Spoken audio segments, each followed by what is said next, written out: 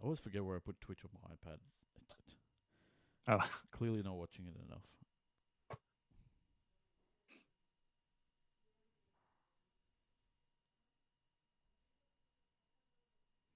I've been watching anime as well. Maybe I'll touch on that okay. very briefly. Mm. There we go.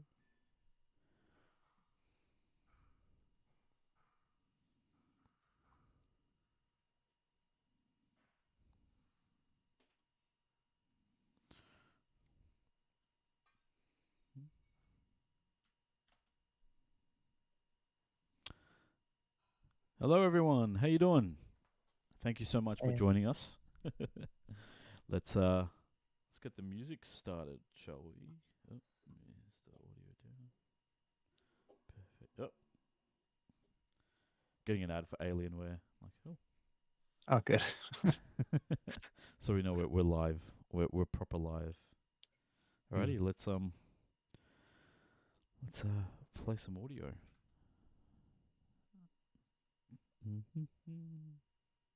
Wait, there we go. Load, yes. You are now listening to Doublejump Radio.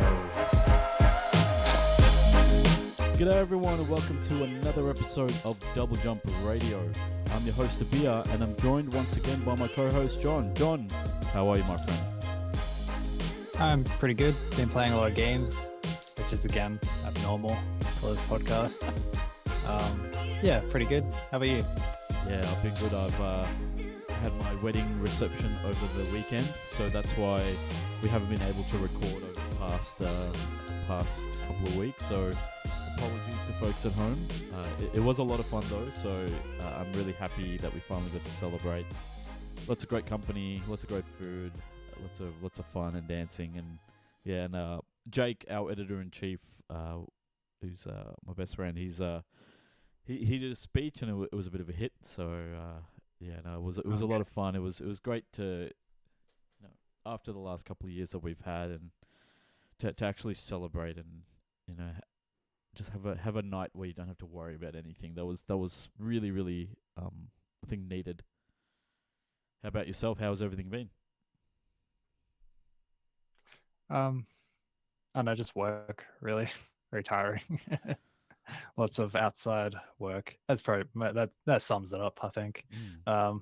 Yeah, otherwise I'm excited to talk about a bit of wrestling, bit of games, and oh yeah, and Obi-Wan. Yeah, Of a lot of course, that probably we're probably gonna have a as lot. usual. Yes, let's be And honest. yeah, otherwise, yeah, that's about it. No, definitely. It's gonna be it might end up being a bumper of a show. So without further ado, let's move on to the first topic, which is the articles that went up on Doublejump over the past week. First up, we had Lucas's latest entry in his Infinity Faction Focus series. This time, he's written about the military orders, which it's this game's version of the Space Marines from Warhammer 40,000. I'd say that's the way he's explained it. I think that's the way I've gotten the gist of it. Is that right? Have I got it right, John? Well, I mean, that's my understanding of it. Yeah, it's like very like religious motivated faction, sectorial. I think. Mm, mm, In this Infinity, and yeah, like another breakdown of like units and like unit compositions that you can try if you want to get into the game, and mm. so on and so forth. Definitely a lot in there, and yeah, like I guess like the Space Marines from Warhammer 40k, they always seem like they were based on the Knights Templar from like from not from Assassin. I mean, probably the same source material, like the actual Knights Templar who I guess fought on behalf of the Catholic Church, during the previous millennium. So it's cool to see that this is like another take on it, because I think the Space Marines are pretty well known and they're notoriously pretty similar looking. Like they all wear the kind of like oversized diving, like old school diving suit type armor, and they're all like 9 feet or something ridiculous. And so it's great to see that this has got a little bit more variety in the designs. Yeah, it's like I think with Infinity, it's probably less scary than 40K's version.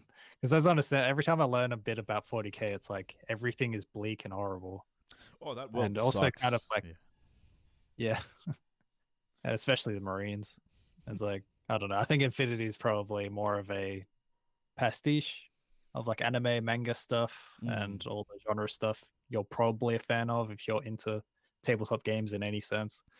So yeah, so another deep dive of 6, I think we've got in the. I think there's 2 more left from Lucas. Mm, He's put a mm. lot of work into all these, so yeah, got more to come as well. Nah, definitely, and we're excited. I always love reading about what this world because it's fascinating. I wish I had more experience with tabletop games. Maybe I will. Maybe I will very soon. Yeah, I feel like I barely even have like literal table space for how big these things. Because I've been Yeah. finding photos because like I edited these, and part of that was getting a number of photos. Mm. Like Lucas got most of them, but I was like filling the gaps, and part of it is like looking up actual Infinity tabletop games. And Yeah. it's like so much going on. Like there's so much there. It's like you have all the actual like all these like kind of papercraft buildings, Yep. or it's like cardboard, or I don't know. I can't Yeah. tell how like whether these people are just dumping way too much money into it, or if this is like an average session for It's hard to tabletop. tell. I can't tell, I like, because I don't know. mean, everyone presents their best foot forward when it comes to social media and online, so it's hard to Yeah, tell. definitely. Yeah, that's Uh, I don't know. well, But, why don't we move on to the other article that went up of this past week, and that was your article about Will Ospreay, who's from the okay, he he was in New Japan, or he is. He is yeah, in New Japan Pro Wrestling. Okay, as far as I can tell, this guy looks like some sort of like he's like the Wonder Kid or whatever in Wonderkind in this kind of storyline. Is that can you tell us a little bit more about why he's a human cheat code? yeah. So his yeah, go read it because I'm proud of this one, and it Yeah. will take. I don't want to explain all of it, but it's like basically Will Ospreay was like a fast. Oh, it's like what's the word? High speed. That's kind of like a term. Well, as far as I know, that's kind of a term in wrestling for wrestlers who are like. It's kind of like lucha libre, except you're not necessarily jumping. Mm, You're just mm. really fast and precise about it, which Okay. is a skill in its own right. Very very Anyway, he was technical. like a yeah. So he was like a high speed, like high flyer type. So like lucha, like lucha, but a little more ground based. Mm. Anyway, in the last couple of years, he's kind of completely evolved his style and character. So now he's technically a heavyweight, which means he hits you more, like a lot more strikes, a lot like still like stays on the mat more. Yeah. He doesn't go, doesn't do high flying moves, and he's basically got this entire gimmick that's kind of transformed him from sort of like this kind of young up and comer daredevil into like this like really petty, spiteful kind of what's the word for Heel? it? Is that what they call it? No. Oh yeah, that best sums it up actually. Yeah, so he's gone from a face to a heel after like he's been a face forever because that's kind of how he was, Like that's when you're a performer like that, you're not really a heel usually. Yeah. But now he's kind of evolved into something where he's like got all the speed and agility and like stupid fast, like ability to just dodge everything out of nowhere. And he's been able to like mix that in with like really, really hard hitting chops and Mm. strikes. And he's basically got like everything all at once in a way that's like very effective in a wrestling match. It's like, it's like he has like the exact power of anyone else in his weight class, and then also the speed of someone below him, his weight class, which just feels unfair. Yeah. And the character kind of plays Sounds into like it. it. Yeah. Yeah. Oh, that's good Um, that he leans into the like his physical advantages. yeah. And then there's like well, it's like my reading of it is like he's got this whole new gimmick that feels like, oh, not new. It's been a couple years, but he's got a gimmick that's very like that kind of riffs on colonialism and like those kind of personalities and structures. And I go into it a bit more in Mm. in some detail, but it's I Yeah, don't know, everything about it is like fascinating. so satisfying and Yeah, and like it's interesting. yeah. And it's like I feel like I like wrestling a lot, and there's lots to um compliment and appreciate. But I feel like this is like it's one of those things where it's like, man, how's everything fit together this well? It's so satisfying. But yeah. Anyway, I Dude, think that's enough. that sounds so cool. No, dude, that sounds so cool, and that's why I love it. I love the fact that there's like someone in there who's gone from being a good guy to essentially like a bad guy, but kept all the good guy qualities. Because I always associated bad guys as being big and like just being more brutes, and relying purely on strength and intimidation rather than speed and technique. So like even for someone who's very casual and doesn't know much about wrestling, it seems like it's a cool take on the formula, so to speak. So nah, well done, man. Yeah, it's like yeah, when people oh yeah, just to Go kind of for it. sum up a bit. It's like when people switch from face to heel and vice versa, it's like usually they don't really change their style that much. Usually they're more just like vicious or just like they just do heelish things like getting them out of the ring and hitting them with, they're just like they play dirty basically. And this is like as someone who's only been wrestling or following wrestling for a few years, so I'm not, a historian at all. It's like this is the first time I've seen someone have a gimmick change, like a character change along with a style change because he wrestles like a completely different style in ring. Like I feel like that's very rare. Mm. Like I think so. I'm not sure, but I haven't heard of it before. But yeah, just a Dude, segue, I guess. I love when you talk like that. It's so much fun because it's like you can hear the passion. Yeah, it's like I think I kind of like run out of steam as it's like, oh, this doesn't make sense. Yeah. Yeah, so hopefully I'll write about wrestling sometime soon. I think I have like a lot of stuff that's kind of half finished, so we'll see if we get like a flood of it in the next few months. See how fast I can get it out. Yeah.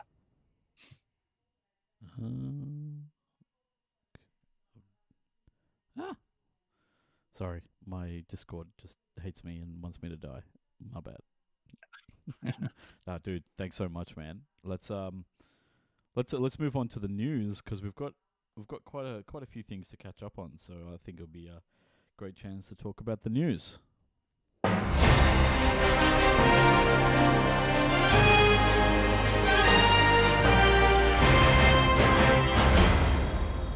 So this first piece of news comes from the folks over at Rock Paper Shotgun, and obviously there's been a lot of reporting around this over the past week because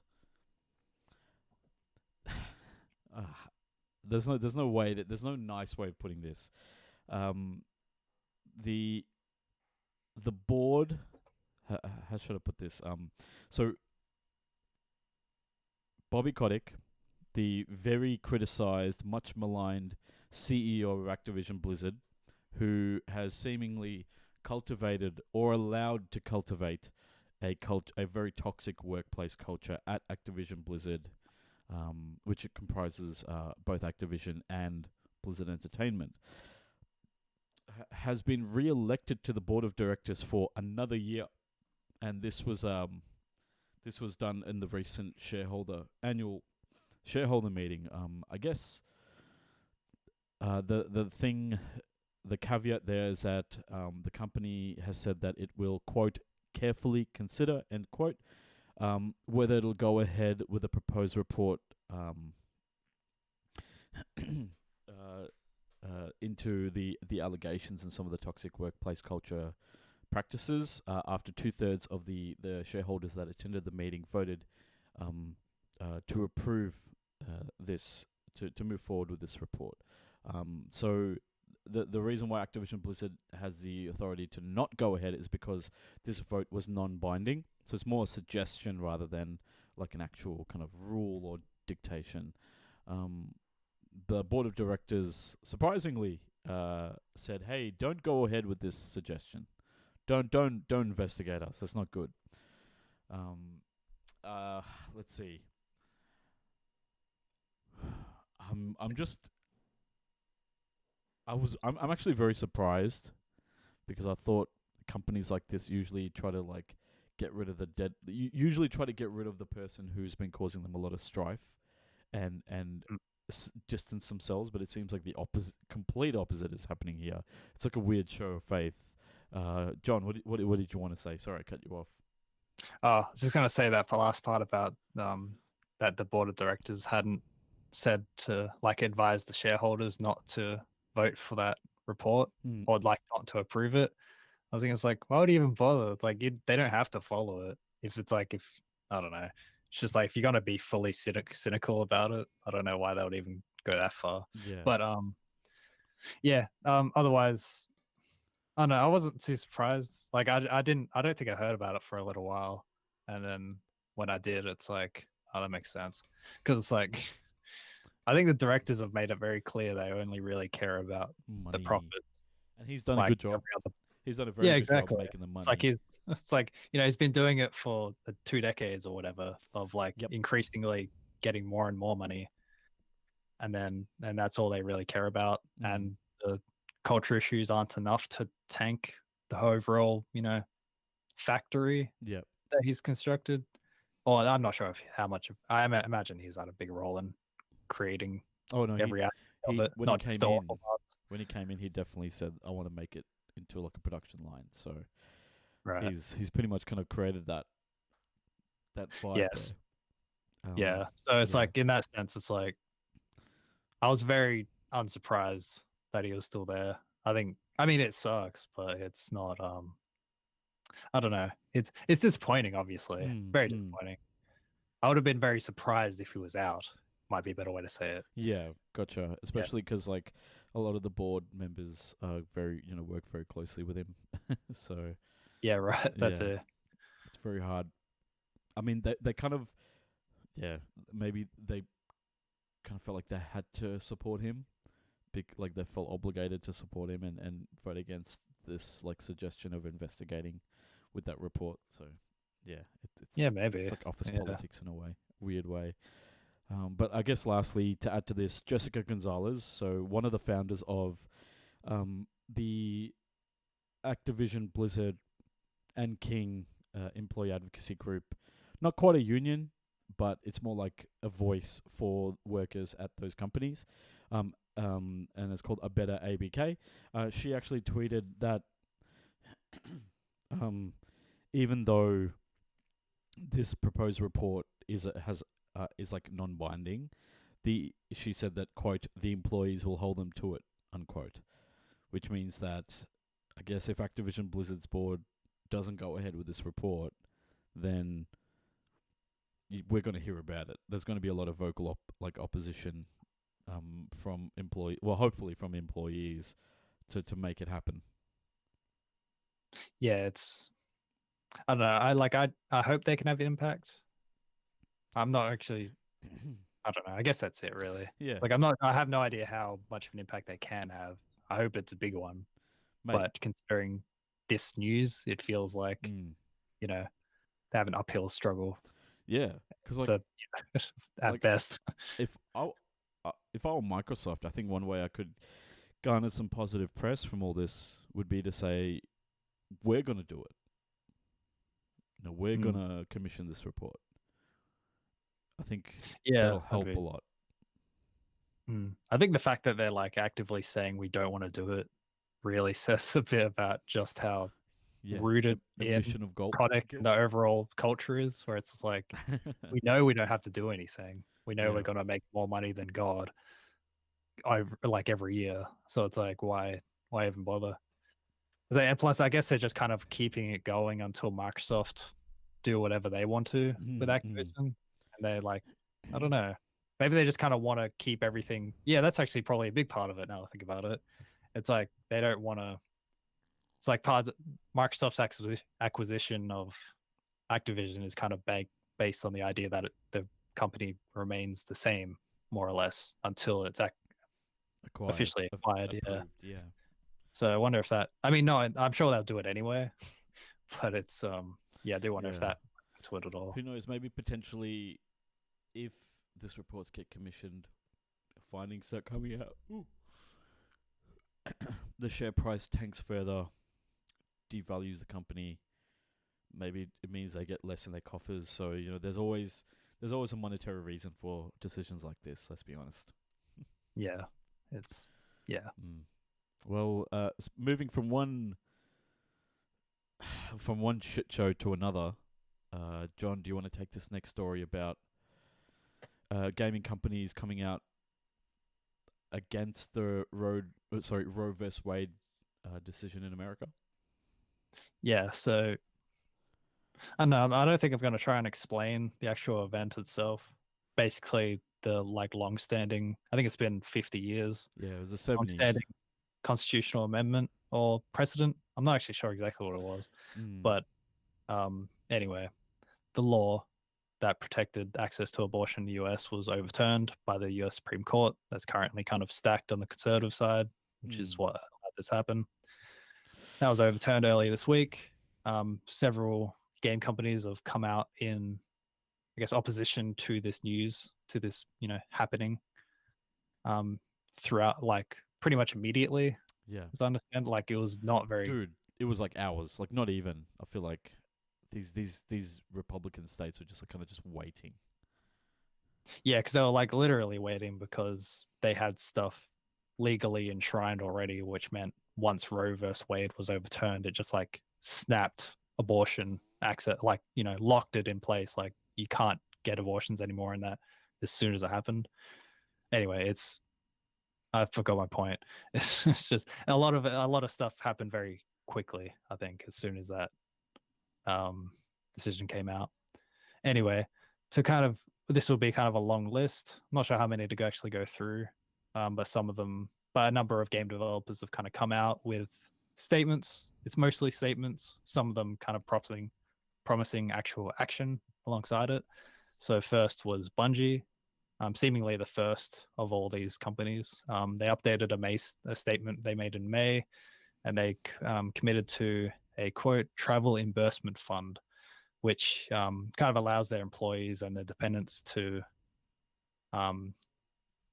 gives them the money to travel to states that will allow them the healthcare they need if the current state they live in doesn't.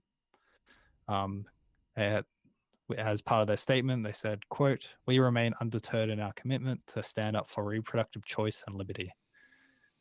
So, yeah, I think Bungie kind of set a high bar, as I think they've kind of been getting into a habit of it lately.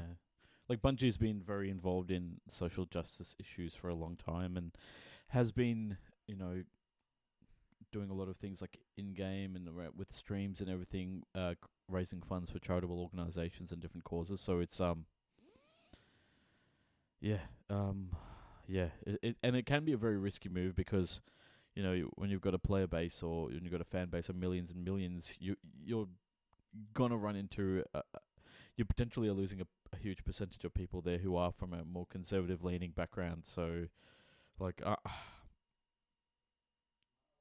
I think, I'm very happy to see, I'm very obviously disappointed and disgusted the fact that this was overturned. But I am happy to see that the game, game companies that often cop a lot of shit for,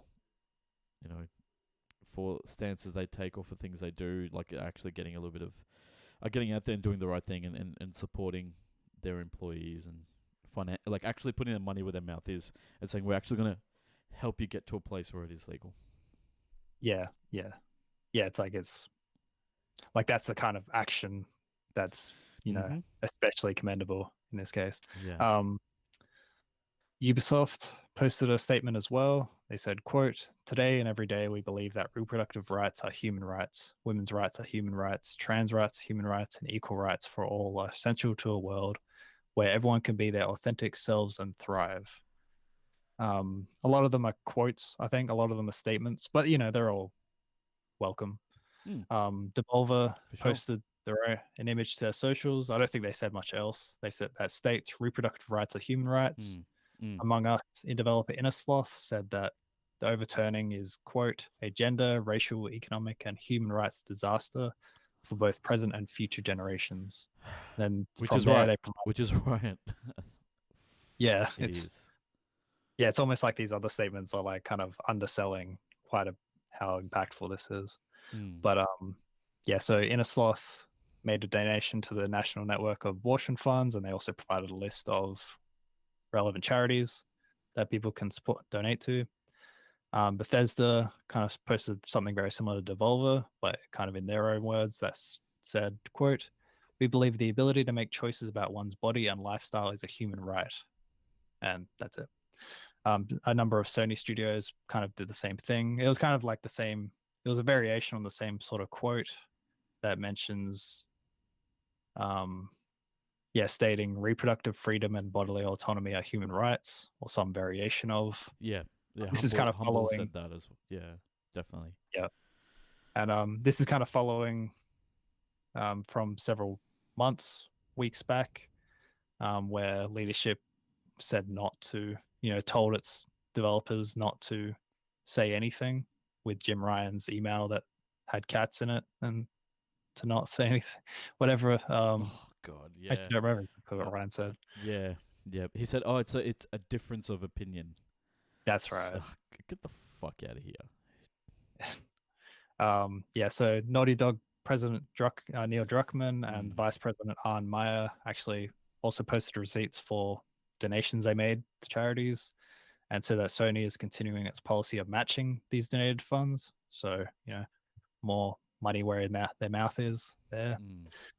Yeah, as he said, Humble said in a statement that it is, quote, committed to ensure that all of Humble's employees have access to safe, affordable, and essential healthcare, including reimbursement for travel that may be needed as a consequence of the overturning. EA also committed to, quote, expanding our benefits for US employees and their eligible dependents to ensure they have access to healthcare. Microsoft committed to extending travel benefits in much the same way. So, quote, to include travel expense support assistance for covered medical services. And I think that's all we have right now. So Yeah. I also kind of wanted to highlight, because we got all this from PC Gamer, from Andy Chalk, who kind of did all the heavy lifting of putting all this together. Like, excellent work. He kind of makes a quote that I think a point that's very important. He says, quote, "Of course, tweets are easy. Concrete action is something else entirely. Bungie is putting its money in its mouth, as are others like Inner Sloth and Naughty Dog. But other studios haven't commented publicly yet on whether they have made or will make material commitments to expand healthcare rights for its employees," which I think is like, it's kind of easy to get swept up in the kind of, like, what's the word? Like the call to action, Yeah. where action isn't necessarily stated alongside it, Yeah. like from all these companies. Like that happens a lot. It's like, nowadays. I don't know what they call it. I don't know what the actual term is, but it's just like, oh, hey, we changed our logo colors for this to celebrate Pride Month. And it's like, meanwhile, your company has a culture, oppressing people from minorities, such as people from the LGBTIQ plus community. So it's like, I'm proud to say that I'm a Destiny player and a fan of Bungie, because it really shows that these things, that they're putting their money where their mouth is. I feel like when companies come out and speak, or like release statements about these topics, sometimes it's just like a thing that, like, okay, the PR team has said that, okay, you need to say something, because if you're not saying something, it's automatically assumed that you're on the other side. So we just need to say something just so that we have something to point to. We don't have to actually do anything, because most people will forget by the time it becomes, it matters. And the truth be told is that, like, the majority of probably players won't even know any of this is happening or don't care. But yeah, I'm really happy to hear that the companies are doing that. And the thing is, all that overturning Roe versus Wade, removing the constitutional right to abortion, is that all it's done is that it just made abortions unsafe and inaccessible for people who are, who don't have, people who are like statistically speaking, more disadvantaged. You know, whether they're people of color, people from a poorer neighborhood, or from a particular part of the country that has less access to healthcare. You know, if you're in a rural area or something like that, you know, I think people just think, oh well, you know, don't have sex, or you know, just have the baby or whatever. Like it's not that easy. You know, it's not always a case of rape or a case of assault. It could be, you know, a partner leaving you, or someone you trust leaving you, and you cannot give the life that you wish you could to the child and things like that. Like it's a complicated issue. It's not, and the fact that it's disappointing that that like a panel of like 80% men made this decision on behalf of all women in America. You know, I know that there were a couple of women on the panel, and I think one of them actually voted for overturning it. But it's like, you know, it's just another example of like, you know, maybe there is something to this idea of representation in democracy. It matters, and that's I think this is just like another piece of evidence supporting the fact that we need that. And like obviously we both identify as men. We don't have wombs. We're not in a position to like, you know, understand from a woman's point of view. Like we can't tell women what to do. We wouldn't do that. And it's yeah, I'm just really disheartened and really fucking angry that this was allowed to happen. But yeah, anyway, sorry. No, it's all good. Yeah. I'm just glad I'm not in America. Like like I'm sorry, but America's every day gets less and less appealing to want to go there. Yeah, it gets scarier and scarier, Yeah. and it doesn't seem to get any better. But yeah, I think that will kind of That'll cover sum that. up that particular point. Yeah. Let's move on to something a bit more positive, potentially, depending on how you feel about Nintendo. Sorry. Nintendo. About Overwatch. One thing I just wanted to talk about was that we've had a kind of like a few developments from the point of you know, what's happening from the world of Overwatch. So Overwatch, I think it launched 2015. It was 2015, maybe 2016. It was actually hugely popular when it came out, and it was kind of like Blizzard's latest superstar. Is my cat in the? I think she just walked back into this. My cat's just walked back in. Okay. It was definitely on your seat for a second. Yeah, she was there. Well, essentially what's happened is Overwatch has been kind of floundering for the past few years because it just hasn't been getting the type of like mainstream or that regular support that everyone's been looking for. Like I stopped playing it years ago. Like I used to really play it a lot and I found it fun, but it just became very stale. There wasn't a lot of new content.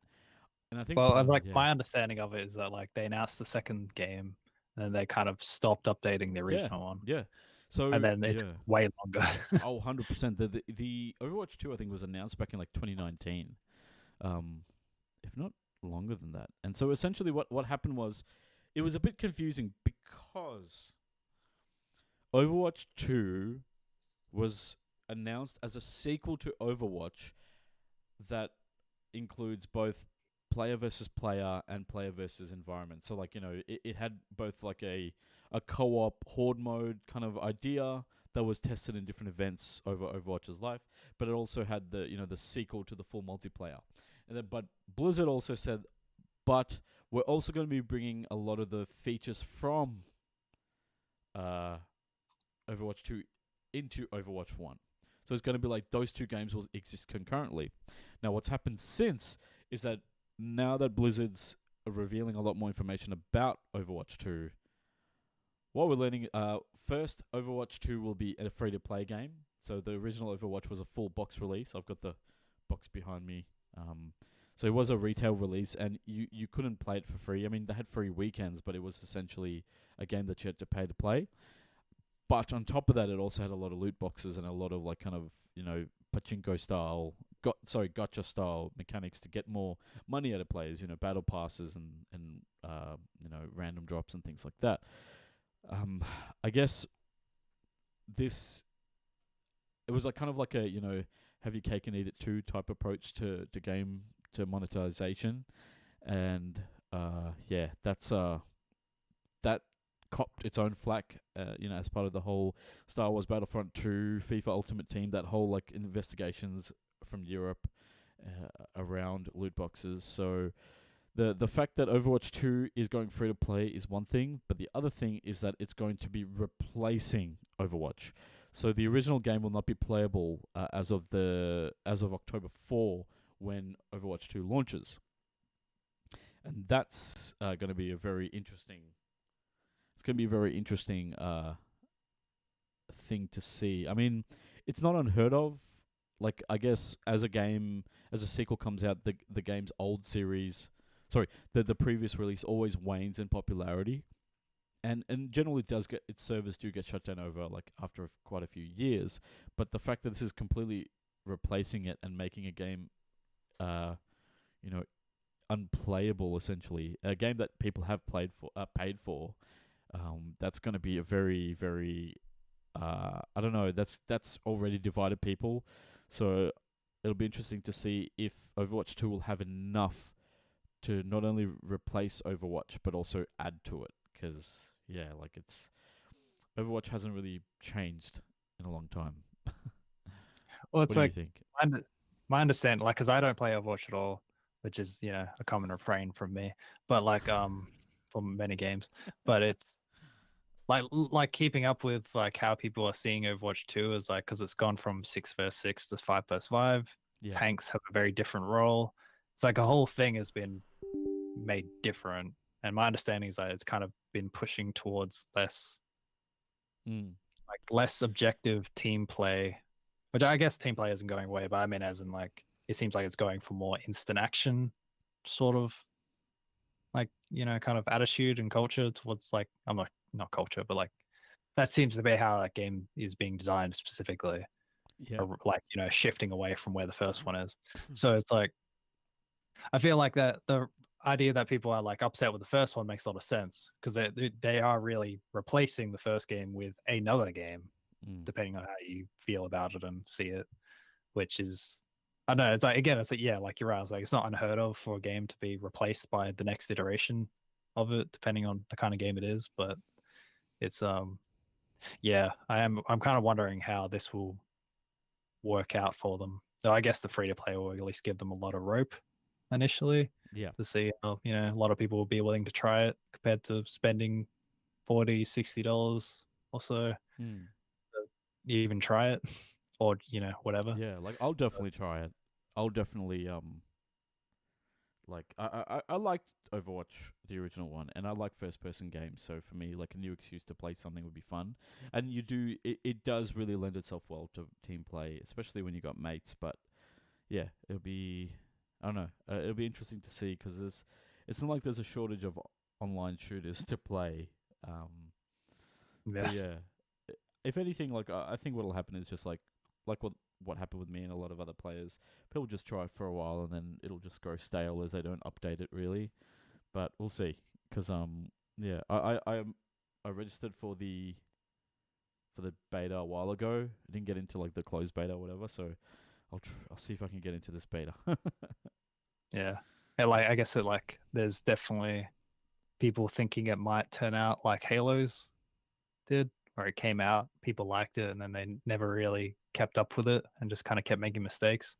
And it's like Blizzard feel like they're kind of a similar holding state right now, or at least from the outside looking in, it feels like they've just kind of, I don't know, people aren't really happy with the 5v5 thing from what I saw. Well, people who like really play it a lot.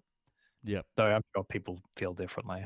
It's just, I don't know. I can understand being like skeptical of how it turns out, like you said. Yeah. It's like, will it actually be able to keep it up, or especially after 3 years of not? Yeah, because like to do it, like it was fun, and I don't know. I feel like I've been so happy.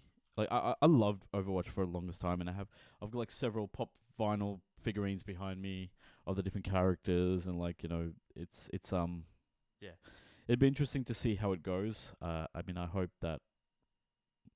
really hope that it's well. Like, I never want to wish a game to be bad. So, you know what?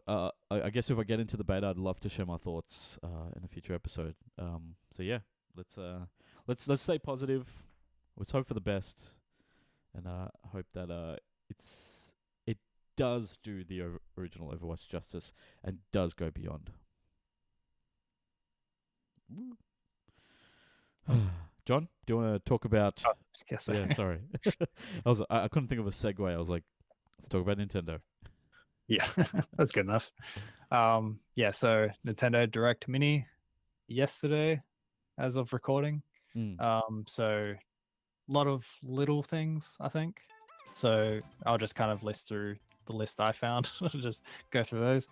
So first, Persona 5 Royal, Persona 4 Golden, and Persona 3 Portable are coming to Switch alongside every other thing, as announced during a couple weeks ago or so at Xbox's conference. Yeah, it's going to all consoles pretty much.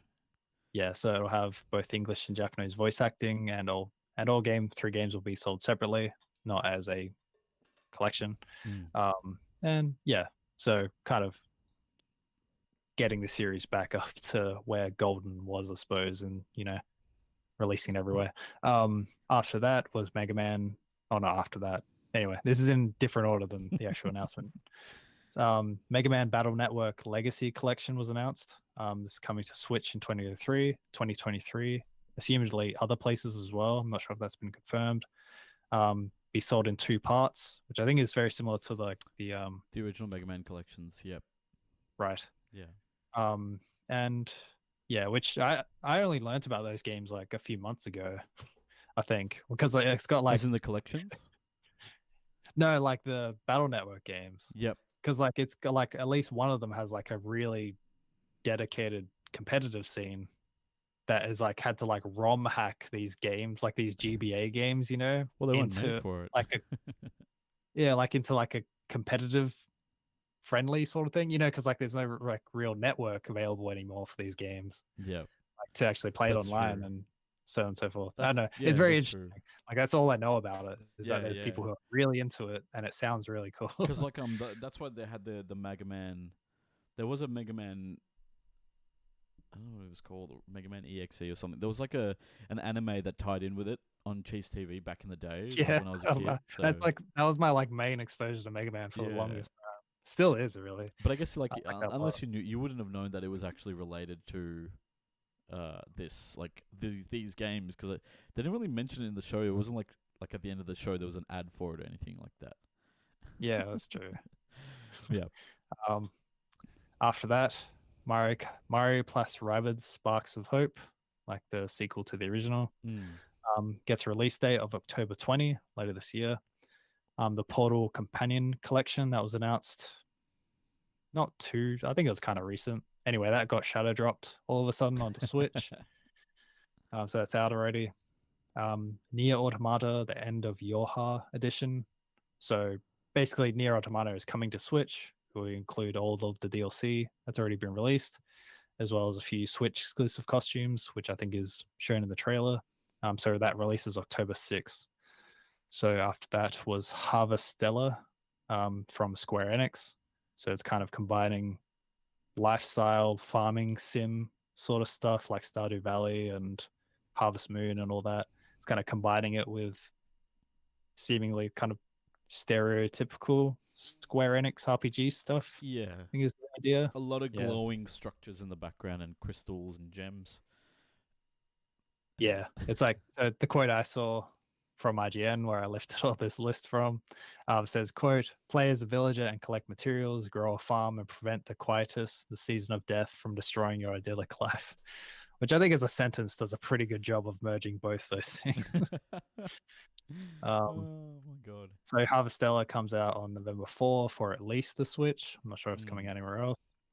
Return to Monkey Island was shown off. I think it's the first gameplay we've seen of that game since it was announced a couple months back or so. Yeah. That was already a big deal in itself for people who love that series. Yeah, because it's oh, sorry. I was just going to say it's coming out later this year for Switch and other consoles, I think. Yeah. Essentially, it's so Ron Gilbert, the creator of Monkey Island series. Basically, this is his. It's the sequel that he would have made. So I think he's previously said that I think Monkey Island 1 and 2 I think were the ones that he was directly involved in, and this would be following on from those games and not so much the later games that were done without his leadership. So that's why this one is a little bit more, I guess, important for series fans. It really does have I really like the new art style. It reminds me a lot of Guacamelee from a few years ago. I don't know if you remember that game, but yeah, it's cool. Konami announced Super Bomberman R2, which is a sequel to their originally Switch exclusive Bomberman R. So it seems like a pretty standard follow-up, I think, with a few more modes. So new castle mode, let's teams up to 15 players blast their way to a treasure chest while one player acts as defense and tries to stop them. You can create and share stages, and it's coming to Switch next year. And probably everything else eventually. A demo was announced for Live Alive. It was Live Alive, wasn't it? I think it was Live Alive, yeah.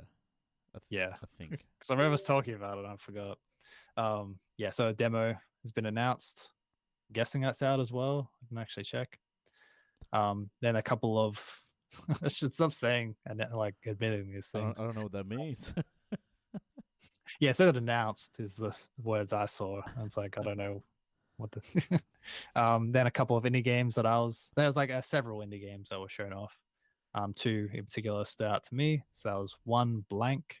It's kind of a black and white, text-free story. That's quote emotional adventure. So it seems. I think it's probably kind of similar to a cinematic platformer like Inside or Limbo, just a bit more whimsical and illustrated rather than 3D. My cat's crap. I could see my cat was meowing at my door. And then the second one was Lorelei and the Laser Eyes. So it's like a surreal puzzle adventure game with PS1 era low poly look, visuals, which I'm very into. That's set for 2023, and Blank is set for February next year as well. And yeah, that's kind of everything in the MIDI in direct this time. Nothing too groundbreaking, but some cool stuff in there. Yeah, and even with Sonic Frontiers, I don't think we've got any it seems like more of the same area. It might even be the same trailer, right? Yeah, it felt like you could really tell it was on the Switch though. Yeah. It looked very blurry. It looked very like a early 360 PS3 game. Yeah, but it's it continues to be underwhelming. The Switch is overdue for an upgrade. I mean, maybe. I think this game just doesn't look very good either. But on any platform. Yeah, kind of. I don't know. Maybe I just don't like Sonic game visuals all that much, really. Yeah, but fair enough. Yeah. Yeah, anyway. that Disney game looks a bit weird as well. That's a. Oh yeah, yeah. What was the Second Life, but Disney? Yeah, and it's made by Gameloft. Okay, so it definitely gives off mobile game vibes. Anyway, let's. Yeah. Is there anything else you really want that stood out to you? I can't really think of anything on the list. No, because I ran through it this morning while skipping through it, so I was maybe I missed something. I don't think so. No, I'm kind of excited for the Persona games coming to Switch. Yeah, I'm excited for those games to be coming to different platforms because, I remember my friend, he wanted he kind of assumed Persona 5 was on the Switch a couple years ago, and it wasn't. Yeah, and it's just that was part of the reason he bought one. It's now you get to play it, so that'll be cool. Okay, that's kind of on him. I'm sorry. I know, but it's it's kind of, I don't know. It feels like his games feel so. Because my exposure to Persona was 4 through the Vita version. Yeah, which is a really good version, right? Is it? Yeah, and Golden, then or was it Max? Yeah, Golden. Yeah. Golden, yeah. And then Persona 3 Portable on PSP was also playable on the Vita. That was how I played that. And then Persona 5 Royal is just consoles, It's I want it on, handhelds. Well, that's the thing. Those re-releases are kind of the definitive editions, right? It's good that those are coming here. More or less. Yeah. Cool. But it's yeah, I think that sums it up there. Yeah. Well, that's going to do it for the news for this past week. How about we take it over to the chit chat? You know, everyone always looks forward to this every week, I feel like. So let's take it over to the chit chat. I mean, I know we do. Sorry, I meant we do.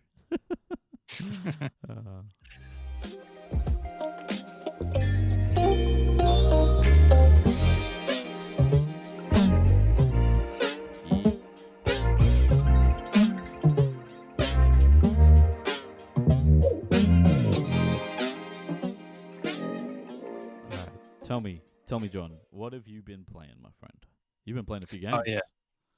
Yes, I've been like my sister got me a late birthday gift with this kind of Okay. like Game Boy type like emulation machine, Okay. which is like very good for GBA mainly. So I get to play like I never had a Game Boy Advance, so it's like, and I never really bothered playing emulated stuff. What's it called? Until now. Oh, I don't actually know what it's called. I have That's to a go good get it. sign. Like, no, because it's like I don't know. I got it as a present, so I didn't buy it, so it just didn't stick in my mind.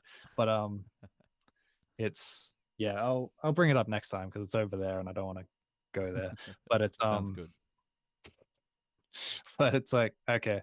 But it's also yeah. So I played like WarioWare Inc. like the very first one, which I'd never played any of those games, and I was very excited to play one. Which is that was I don't know. I was just gonna run through a lot of them because I got also because I had to get new SD cards for it because the ones that come with these, like the ones they come with are very like faulty apparently. Oh, so I had to get new ones. So you know it's authentic. Yeah, yeah, authentic. Yeah, yeah. So, but when I got the SD cards, I also got like an R4 card, which lets me download DS ROMs. Yep. As well.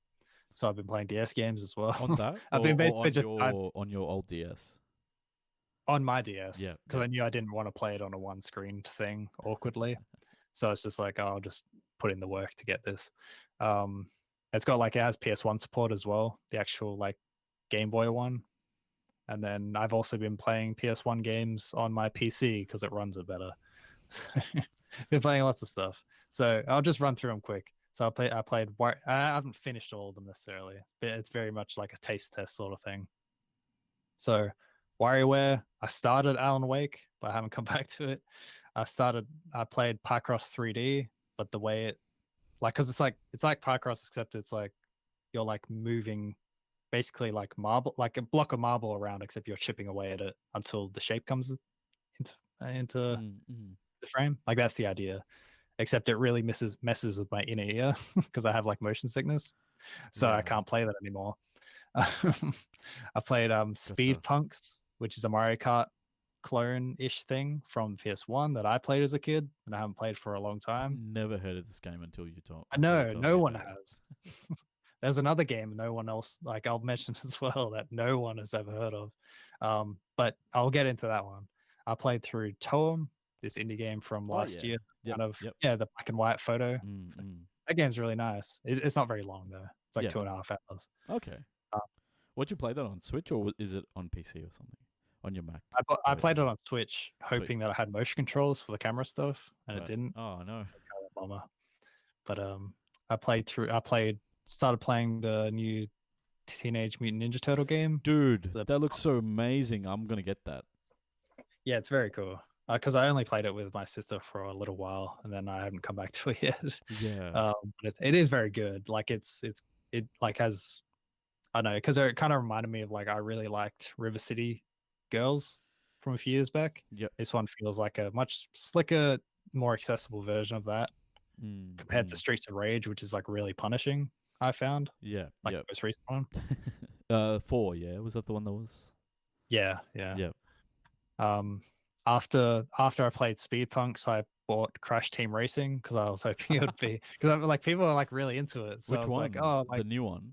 I like the newest one. I was Nitro Revealed. Yep. Yeah, I was actually not as into it as I hoped because it's not Speed Punks, I guess. And then you're not getting that feel. Yeah, I don't know. There's something I don't know. Just not super into it. I played Advance Wars.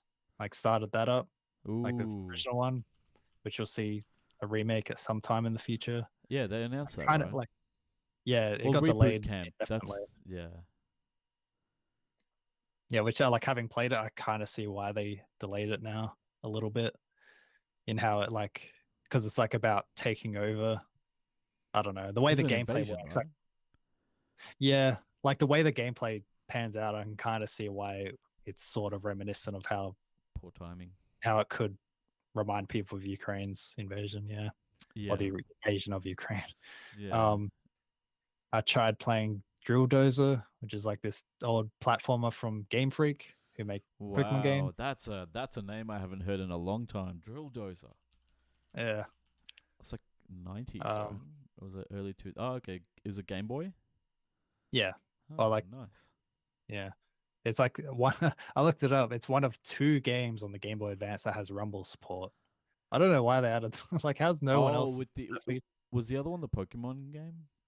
No, I'm thinking of the tilt controls, the pinball. The other game. one was WarioWare game, like another one. That makes sense. Like only those 2 games on the Game Boy Advance ever supported it. After that, I played like it actually found it really hard to find a ROM for it. There was a game called Klonoa Beach Volleyball, which is a volleyball spin-off of the Klonoa platform series. My God, I'm learning so I much. had it as a kid, like because it never came out in the US either. It only came out in PAL territories and Japan. I'm shocked I even had it. Yeah, that one actually was a really hard one to find a ROM for because like no, like the sites I was like scouring for all these GBA ROMs and PlayStation ROMs like didn't have it at all. After that, there's only a few left. So after that, I started Axiom Verge, which is very cool so far. I think I tried it like for a second years ago, but coming back to it, it's like I don't know why I didn't play this the whole way through because it's very engrossing, I think. Yeah. Aesthetically. People really like that. Yeah, I think people are. Yeah, there's a lot of big fans of it. Yeah. Because it's like a Metroidvania type game. Yeah, it definitely evokes that. Yeah. Yeah, it's definitely like a Metroid homage that kind of leans harder into the unsettling atmosphere, I suppose. Yeah. After that, I played Ridge Racer Type 4, which I've heard good things about forever. I wanted to play. PS1, right? Yeah. It's good. I need to play more of it. And then I started Spyro 2 again because I replay that pretty much every year.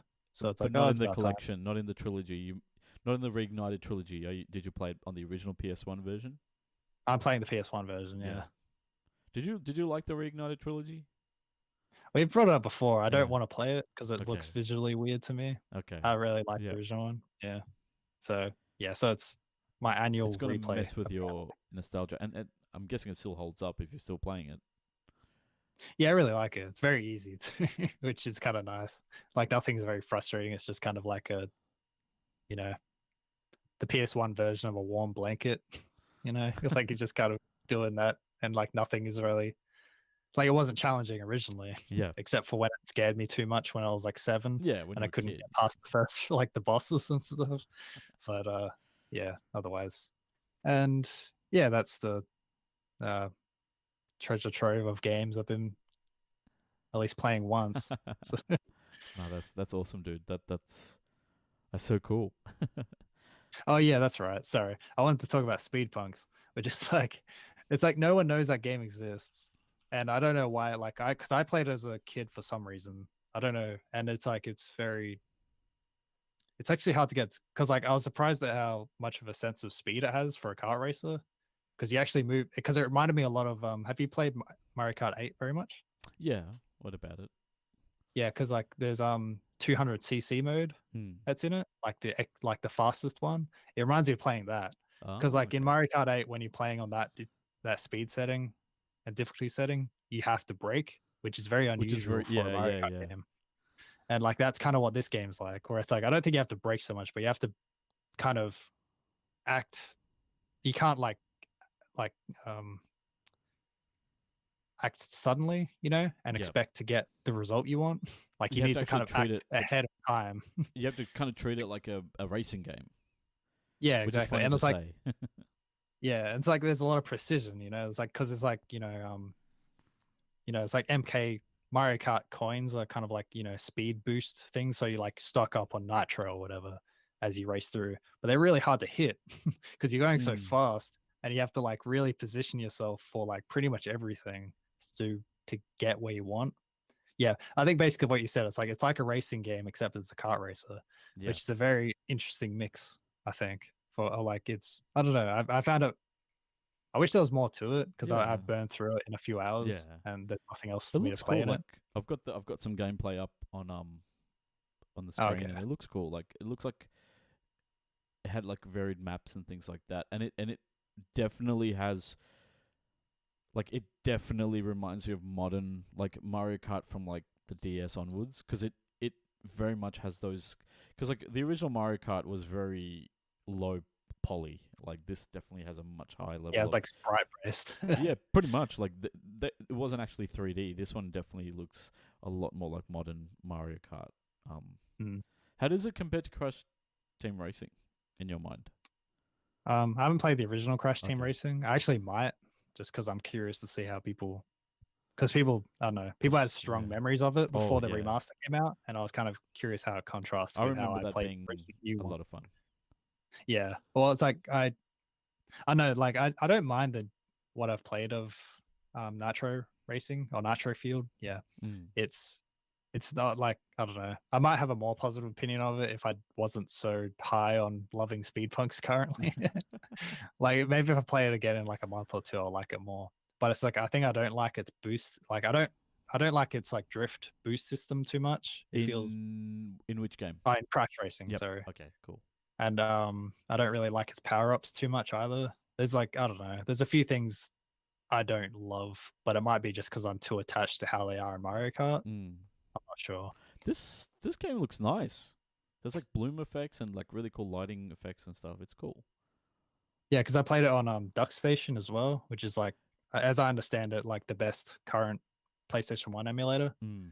for All the bells PC. and And whistles. it's like, yeah, and I was like, it's like it's really nice to be able to play these games and like add, up the resolution. Yeah. And it's like, oh, this holds up, like visually, like, or at least I think they do, because I like all like low poly stuff, but Yeah. it's like I'm surprised at how It's nice got a it looked charm. when yeah. The character designs remind me of Psychonauts. I don't know why. It's just like some of the proportions and stuff. And like yeah, and no limbs. They're all Yeah. just like Raven limbs. Fair enough. No, thanks so much, man. It seems like you got a lot of different games in over the past couple of weeks, which is awesome to hear. Because I feel like we are notorious for not playing much. Yeah, famously.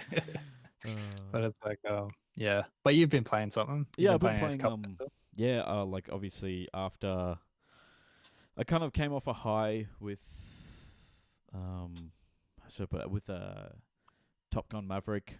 I really, really liked that, and I think it's an amazing movie, and everyone should watch it. But after that, obviously, I was like, okay, I need to play like some sort of flying, like dogfighting game. And then I learned, I saw that, oh my god, there's a partnership with Bandai Namco, sorry, for like Top Gun Maverick themed content in Ace Combat 7. So I was like, great. I already knew that game's got like kind of like a cult following. It's like very well regarded, so I thought I'd give it a go. And yeah, you basically get like kind of the jets that are featured in the original Top Gun and Top Gun Maverick. So it's really cool. Like even the new kind of like the fake experimental jet they made, even that looks is in this game. But what I'm doing is that I'm playing the missions with the jets that I'm meant to have from like as if I was playing it without the DLC.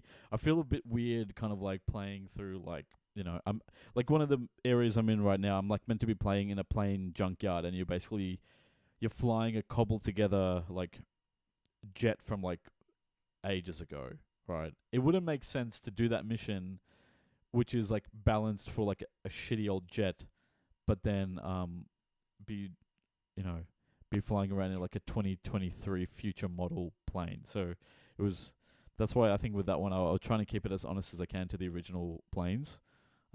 Yeah, because Yeah. I played it a bit, and it's like I didn't even think it let you use DLC on those missions It in does like the now. story bit.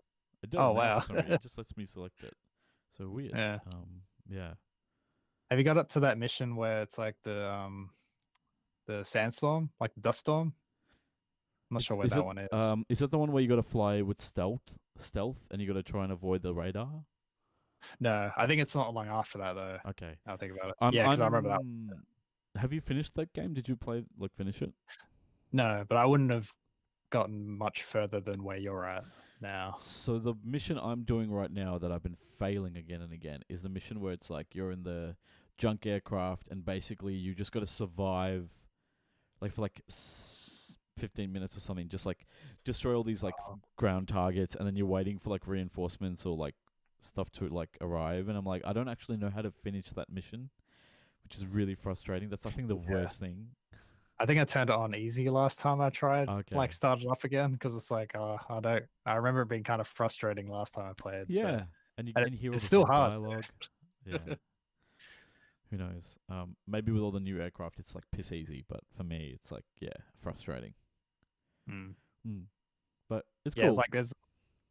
Oh, sorry, keep going. I just it's a cool game. I don't know if I keep bashing my head against this mission, I may not continue because there's other things. I want to play that Teenage Mutant Ninja Turtles, so it's like if it's between this and that, I'm gonna probably go with that. Yeah. But yeah, I've also been watching anime. All right. What have you been watching? I've been watching Wangan Midnight, which is I'll put it this way: it's like if Initial D is about drifting and racing in the mountains, Wangan Midnight is about high-speed racing on the like highways of Tokyo. It's sort of inspired by the Midnight Club, which was like a racing, like an illegal street racing scene in Japan in the late 80s, early 90s. Basically, because Japan was going through like this economic bubble in the late 80s, like there was just a lot of money in the country, and all the major like car manufacturers, Nissan, Toyota, Mitsubishi, and everyone, like they were like innovating and making even like more and more powerful vehicles, and making them very relatively affordable. So you had a lot of young people in Tokyo and around Japan who were buying these like really powerful cars and then like modifying them to make them even more powerful and then racing them illegally at night. And obviously there were a lot of crashes and deaths and things like that. And there was like a very special club called the Midnight Club, which is like kind of like no one knows who the actual members were, but the rumor is that some of the members of that kind of coveted racing club are actually working as like senior executives at like some of those car companies now. So it's like kind of cool. It's got a cool like, kind of story. And so this is like kind of like a fictional depiction of that club, and it's got like all these fictional characters. It's got real cars in it, like, Toyota Supras, Nissan Skyline GTRs, and like the hero car is called the Devil Z. It's essentially a Fairlady Z. So the 240Z, the original kind of Nissan Z car, but it's like it's been built. It's like they call it the Devil Z because long day at work. Because it's got so much power and it like kind of kills its owners. Like owners just like have accidents in the car, and it just like no matter what, every time it's trashed, it just comes back even faster and stronger than ever. So the story is dumb. There's a lot of dumb things. There's like a time skip in the middle of one of the episodes that just doesn't make sense. And there's like literally a character who's introduced and then disappears within 4 episodes. So it's like it's nowhere near as good as Initial D. But it's still like a cheeky kind of like silly car show to watch, and it's only like 1 season, so I'm like halfway through it. So it's like, why not? Like, and I'm sure I'll get back to like Attack on Titan or Initial D or whatever else there is. Yeah. Is that recent, that series? It's like 2007, 2008.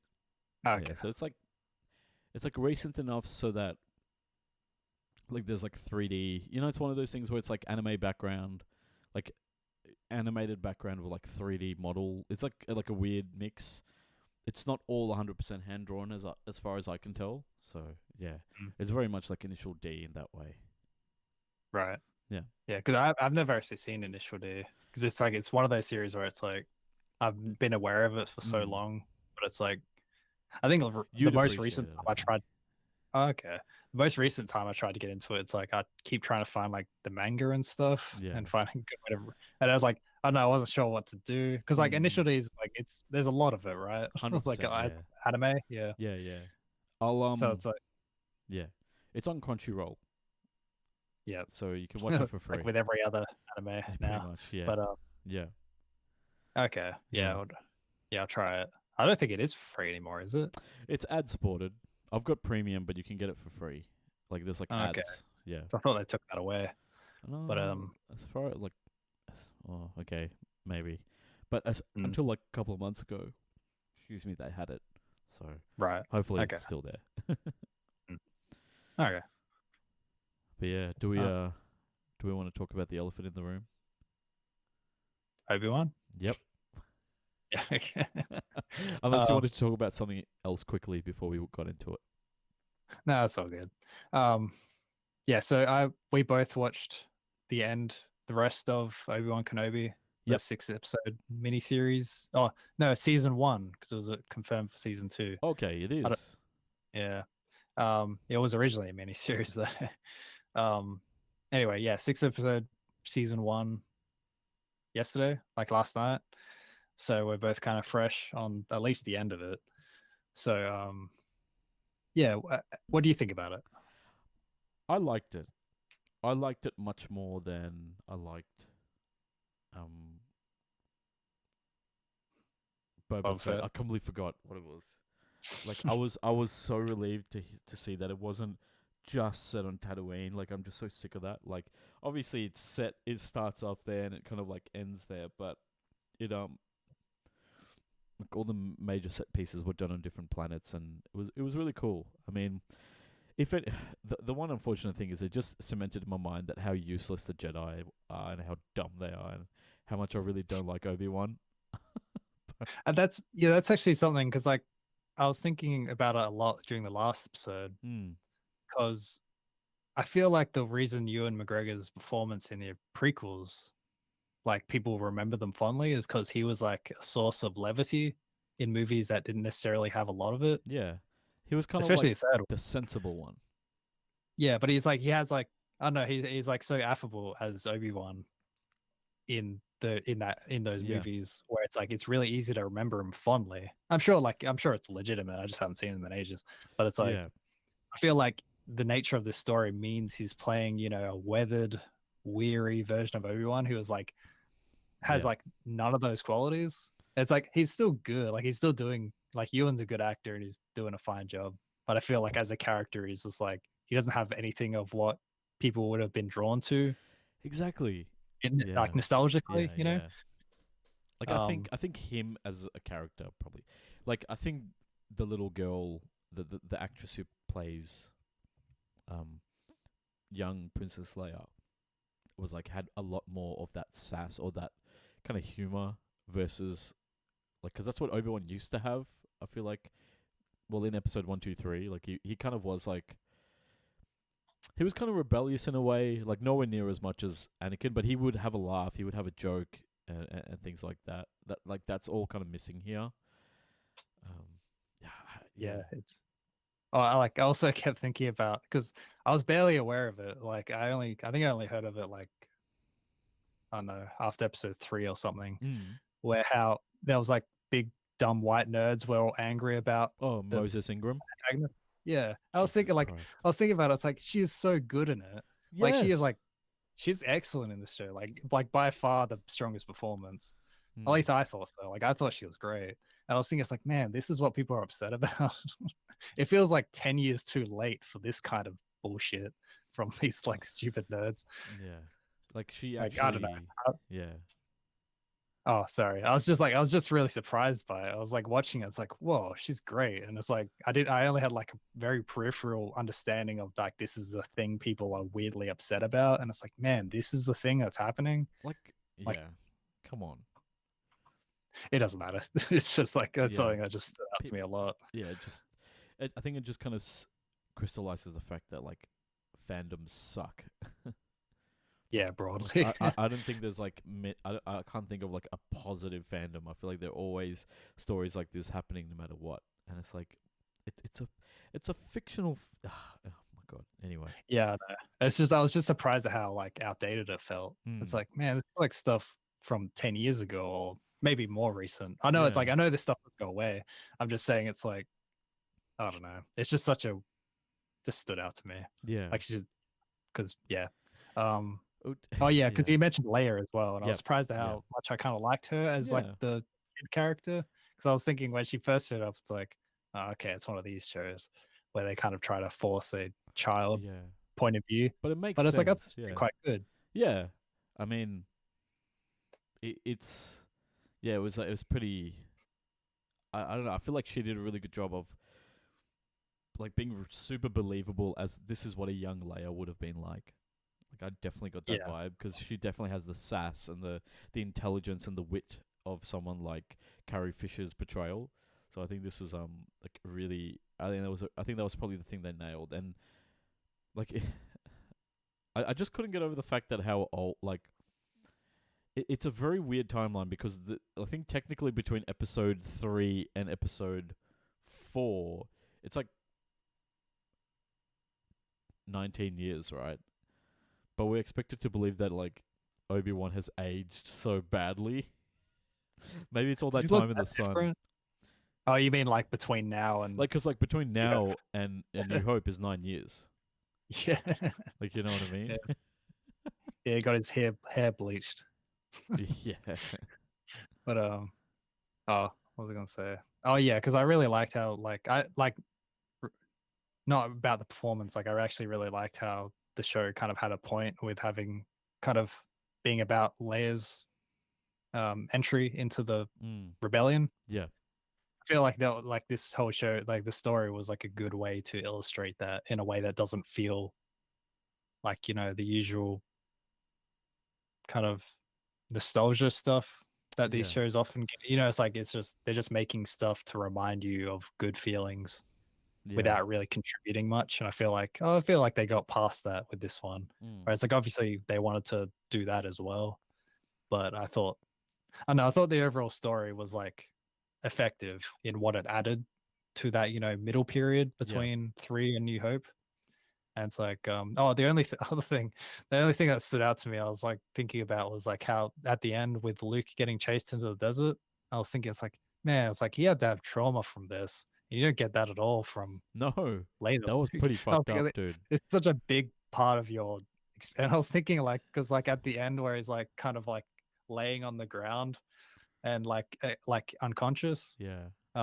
when like he's been chased, and I was thinking it's like, did he hit his head to get amnesia? Because I actually feels like something that would the show would do. We're pretty fucked up. Like, Yeah, yeah, probably. you're right. Like, okay, what did you think about the portrayal of Darth Vader in this?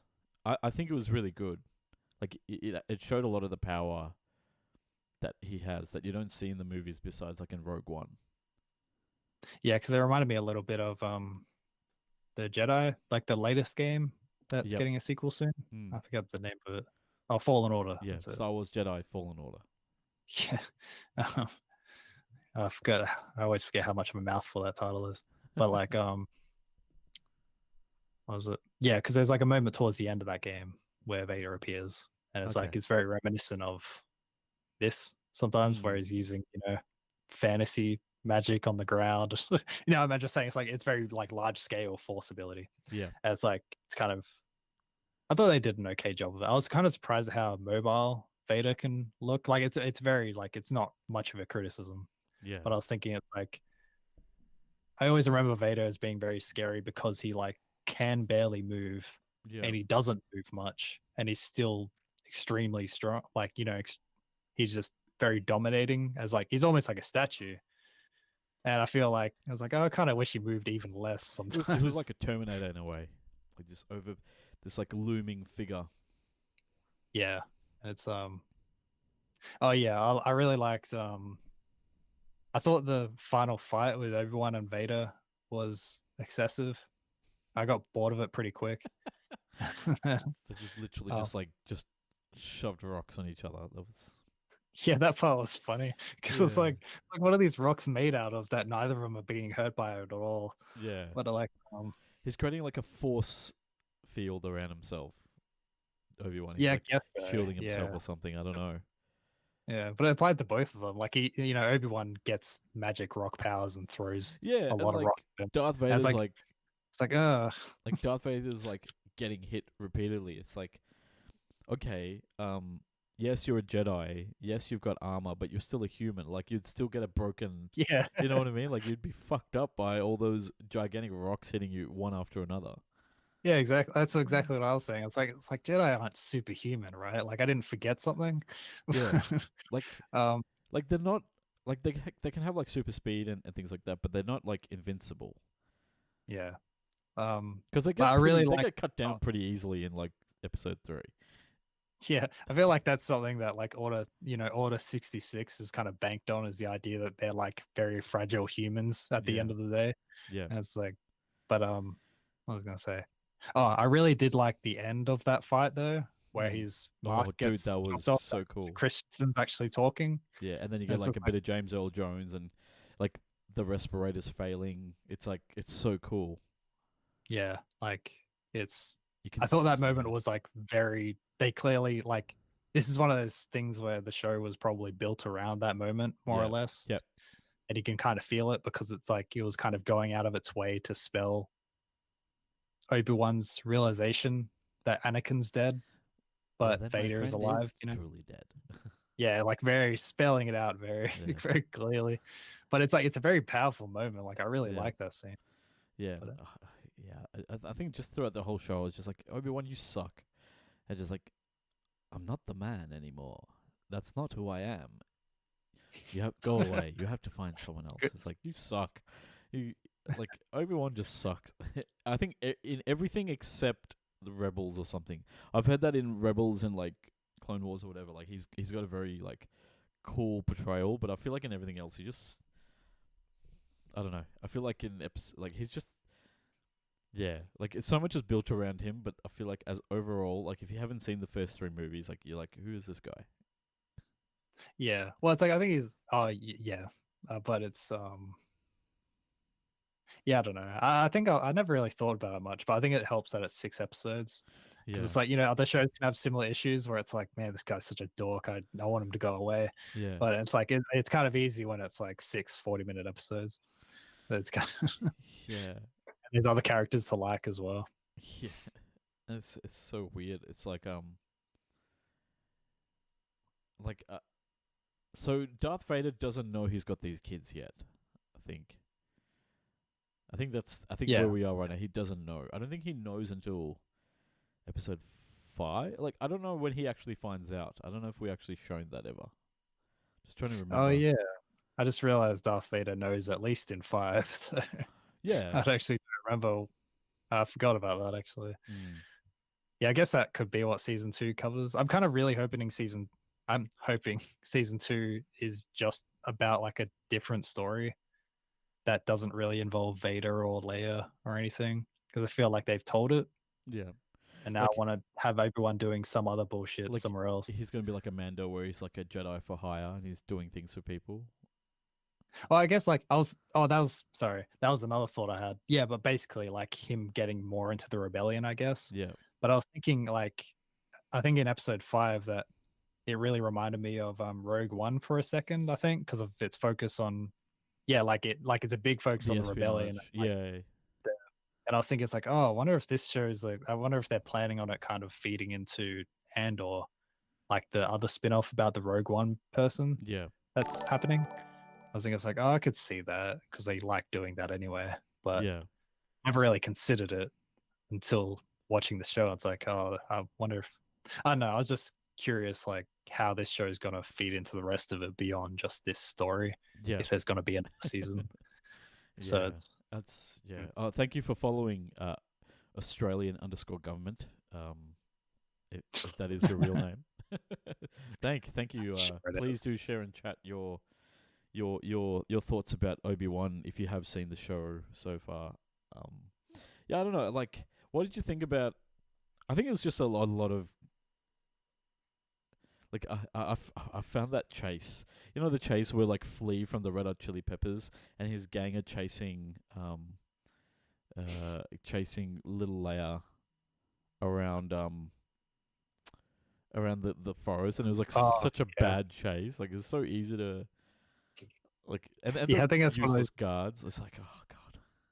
Yeah, I think it's one of those things that really reminds you. It's like, oh, that's right. This is made for kids sometimes too, Yeah. and not, almost 30 man. Well, But like, yeah, and it also, I guess it's still a better chase than the one in Boba Fett. You know, the really slow speed bike chase. yeah, it didn't last 10 minutes. That's nice. Yeah. But what else? What did you think about the lightsaber designs? Because I think it was pretty cool, and also kind of dumb that rotating lightsaber.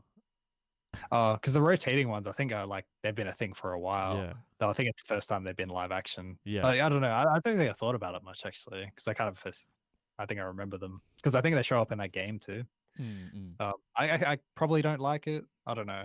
I think it's one of those things where it's like I've just kind of accepted it. Yeah.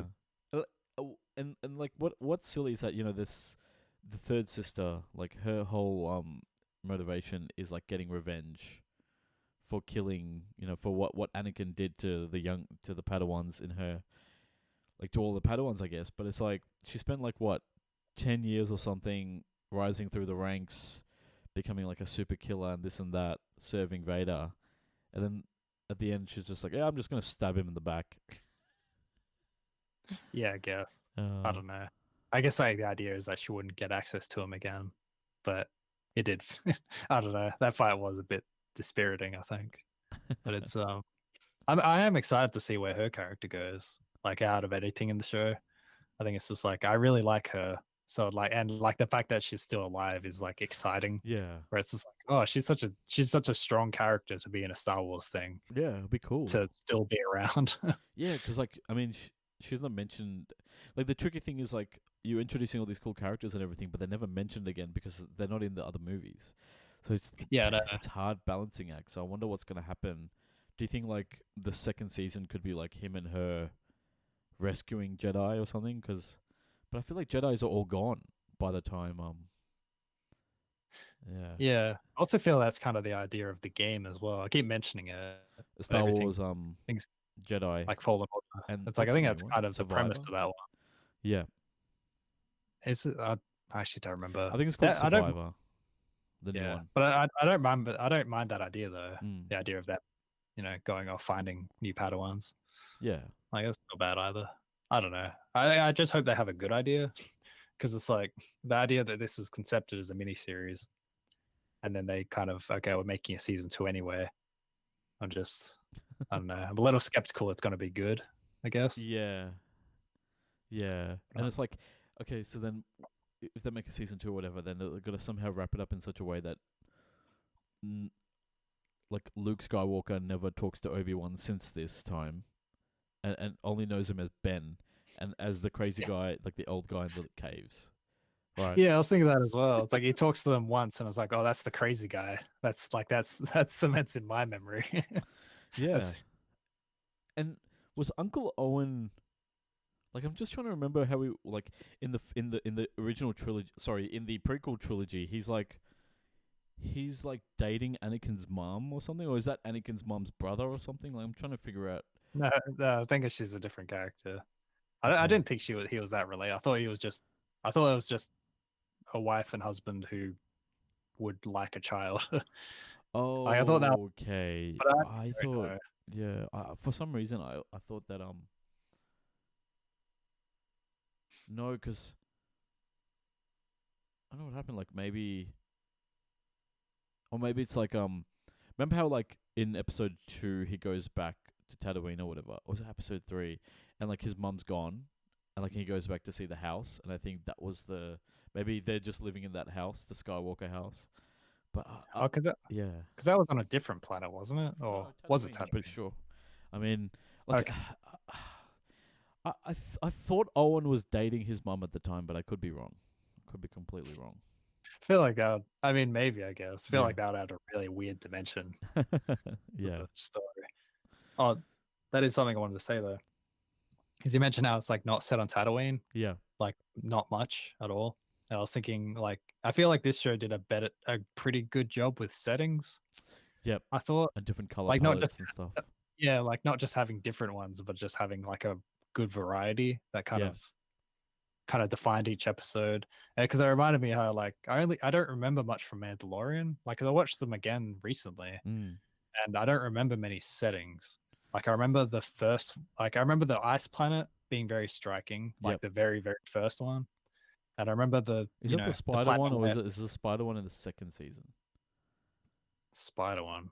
Oh, that one. Yeah, that's the second season. Yeah. That's right. Okay. I forgot about that one actually. The first But ice it's planet is like the intro to the first episode. yeah, it's like salt Yeah. flats Yeah. sort of looking. Yeah. And I don't know, maybe Mandalorian had more than I realized. I was just thinking I didn't remember like many like, striking imagery of the settings in Mandalorian, and this one is like I'm not sure this one had much either, I Mm. guess. I don't know. I just Yeah. remember like it just felt more impactful as an like viewing experience. I think for Star Wars has been a weird rut where almost every setting is just a mild recoloring of a real Earth place, Yeah. or something like that. Yeah. Like they Yeah. don't really do much like vibrant settings. Yeah. So I don't know. I guess they really didn't this time either. I don't know what I'm describing, Well, like, but yeah, I mean, they had like Mustafar, where for some reason Vader sets up his home base on the like right next to where he was like horribly maimed. Because I'm pretty sure that's the same planet where that last fight in Episode 3 happens. oh, okay. Because I Yeah. remember that happening in the comics, like them, like that's where that base was from. Was like Yeah, that was. in I'm not sure. Mustafar. Yeah, I didn't. I don't think I ever connected it to Mustafa. Yeah. Yeah. And then and then the weird base in the middle of the sea. Yeah. Yeah. Yeah. So it's like there's like kind of like the sunny grass, or not like what do you call it? Like the sunburnt sort of planet. And then there's Mm. the ocean planet, and then there's what else was there? I guess it's Tatooine. And then you And have like there's kind of a Coruscant, lush Alderaan, which is like very lush. Alderaan. All right. Yeah. I Yeah. don't know. Yeah, I don't know. Maybe I'm not wrong. Mm, Maybe it really was a variety of visuals, Yeah. but it's just Oh, it was cool. maybe it really just was after Boba Fett Yeah. being so annoying about it. I'm not sure. Like, yeah, and because like Boba Fett being I think a victim of the pandemic, so I think that's why. Yeah, definitely. Yeah. Nah, overall I liked it. Like it. I mean, it's kind of it was kind of predictable, but it was kind of cool. I think it was good to see like Obi-Wan kind of have a little bit fleshed out about him, and him actually kind of dealing with the trauma of what happened, 9 or 10 years ago. No, it was kind of cool. But yeah, I remember seeing articles saying, "Oh, this Star Wars Jedi Fallen Order like character will show up in the show." I haven't played enough of the game, so I don't know who actually shows up in there. So, yeah. I actually don't think that's happened. I remember seeing those headlines. I don't think Yeah. that actually Okay, cool. happened, as far as I know. I mean, unless they meant Darth Vader. Or like, oh yeah, because the little robot didn't that show up in Mandalorian or something else? Maybe, I don't know. I don't think it was in this show.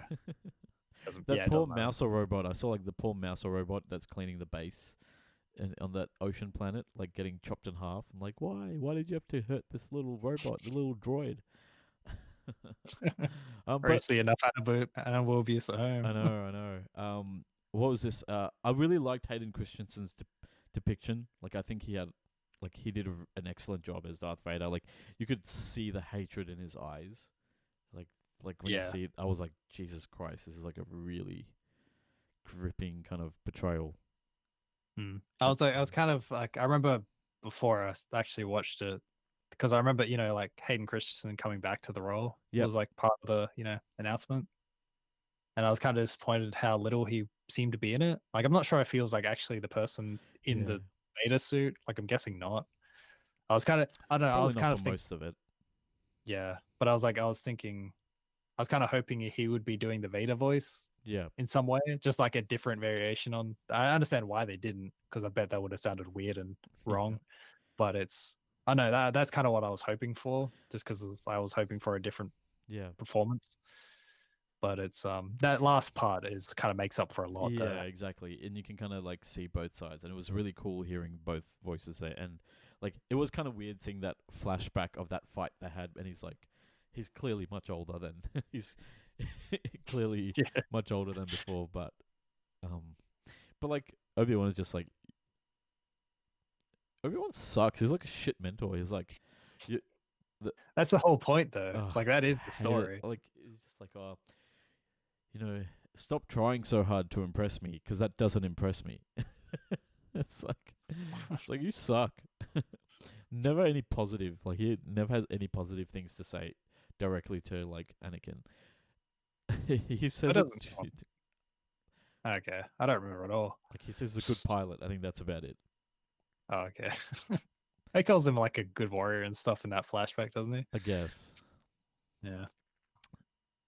Like I don't know. I think that's something that apparently that Clone Wars show is very good at, is giving all those little bits you don't Yeah. get from the original Which prequels. I don't, because I haven't seen that or Rebels, so clearly I'm missing out on a lot of that kind of backstory, that nuance. Yeah. Damn. But that's Anyway, no, I think overall I liked it. It was a lot of fun, and I'm glad it was like 6 episodes. I think 10 episodes would have been a bit long. I don't think there was enough there to sustain it. yeah, I think that's kind of why I liked it as well. It's like it kind of knew what it was and didn't try to, reach beyond what the story it was trying to tell. And it Yeah. did a good job at telling the story it was trying to tell as a Yeah. result, Yeah, and it was cool that it didn't like kind of mention the rebellion just yet.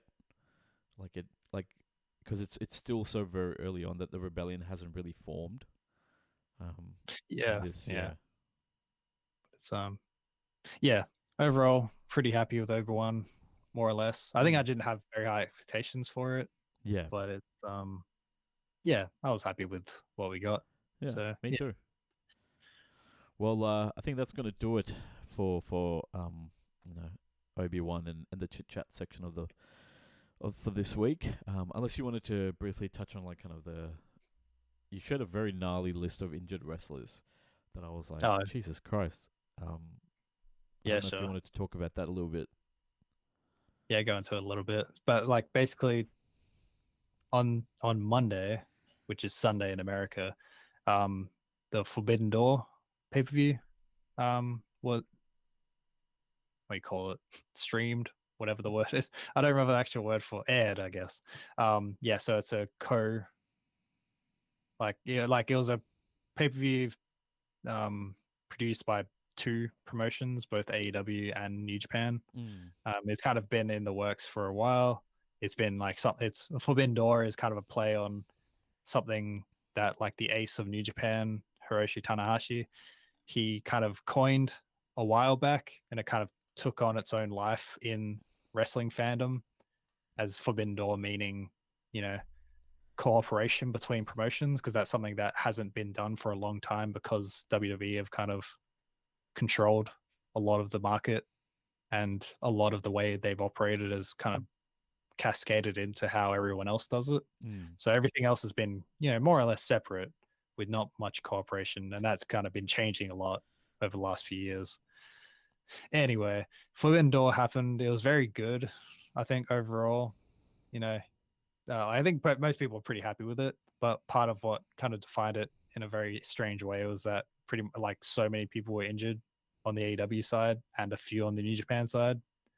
Yeah. Because like even like it was like 2 days before it happened, someone else had to pull out, like Hiromu Takahashi, I think. I don't remember his name exactly, but like he had to pull out because he had a fever, and he pulled out his match as well. It's like there was a lot going on. Wow. So it's like, yeah. So to run through it, I don't think I'll run through all. There's a lot of names, but it's like, yeah, like CM Punk got injured and has like currently kind of technically the champion, but John Moxley, the former Dean Ambrose from WWE, he is now the interim champion because they didn't want Punk to. Yeah, like so they can have a match later, and that's fine.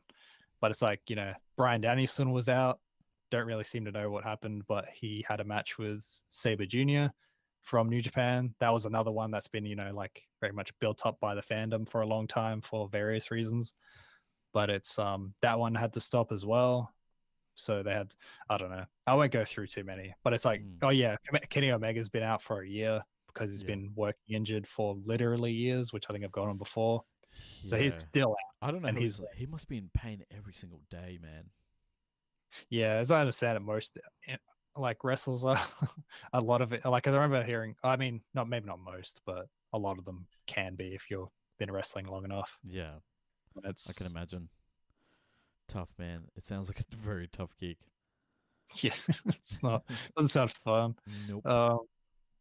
And I don't know. Basically, they put on a really good show, even though like half of their main event talent were gone, and then also other people pulled out, and it's like it's not just AEW or New Japan. It's just like there's like so many people out of WWE because like Cody Rhodes made news in like a few weeks ago where he worked a match at Hell in the Cell with a torn pec, where his right pec was bruised and like you could literally see the internal bleeding happening over the match because he was allowed to wrestle partly because he wanted to. I don't know, but it's like apparently part of the reason the way that works is that like once it's like off the bone, which is a horrible thing to imagine, but once the muscle is off the bone, you can't really make it any worse, which sounds hard to believe. Dumb.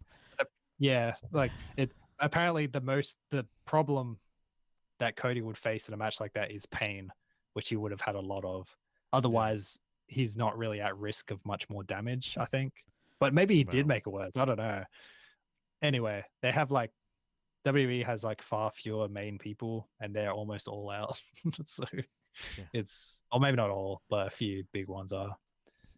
Anyway, yeah, that kind of. I don't think I had too much to say other than Ben Nora is really crazy for how many injuries happened. Jesus Christ, man! It's like cursed already. Oh, wow. Well, these people are crazy. Like, there's nothing like to do all this. Like, even if like storylines are fixed and matches are fixed and things like that, you still have to have a lot of athleticism and physical prowess to be able to like pull this off. Like, it's it's definitely a very tough industry, and that's why like wrestlers' life expectancies aren't as long as normal people. And like, I mean, back in the day, people used to kind of self-medicate with drugs and alcohol and stuff with all the injuries, but now it's like, it's, you know what, I have some respect for I have respect for the people in this industry. It's not an easy task, and it's if you're lucky, you get to have maybe 2 decades of a career, but if you're not lucky, you might get a couple of years and that's it, and you may not be able to work ever again, and not just in wrestling but in anything. Yeah, it's really bleak. It's like, because like following it along, you just get a really strong sense of how bleak it is, and how you're right, like they are crazy generally. To be able to be doing, like, to try and do it as a career is kind of different than doing it at all, even though that's already a pretty high bar.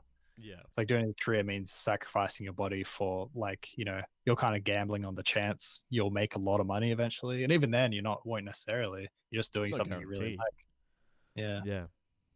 But it's Anyway, that's going to do it for the chit chat section for real this time for this week. So let's take it to the end of the show.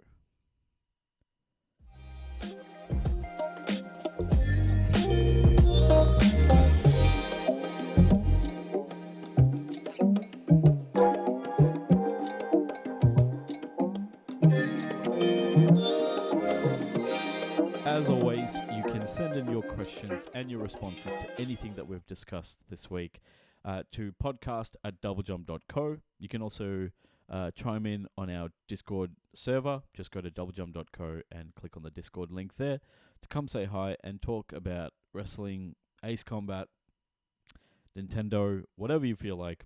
Just come on and join the community. Come and say hi. The more the merrier. And Double Jump Radio is made possible thanks to the support of our wonderful members. You too can support Doublejump by heading to doublejump.co/memberships and signing up today. So thank you to everyone who's been supporting us so far. Couldn't do this without you, and we hope you're enjoying all of the content that we're putting out so far. But yeah, John, thank you so much, dude. It's always a pleasure working with you, man. Yeah, always fun. Yeah, I was trying to keep it short this time. It's only 2 days. Thank you so much, man. But yeah, everyone, head over to doublejump.co. Check out all of our awesome content. We've got a few articles coming up in the coming week, so that's going to be a lot of fun. But yeah, until next time, everyone, look out for one another. Peace. Bye. Love you all. Take care, folks. Have a great week, John.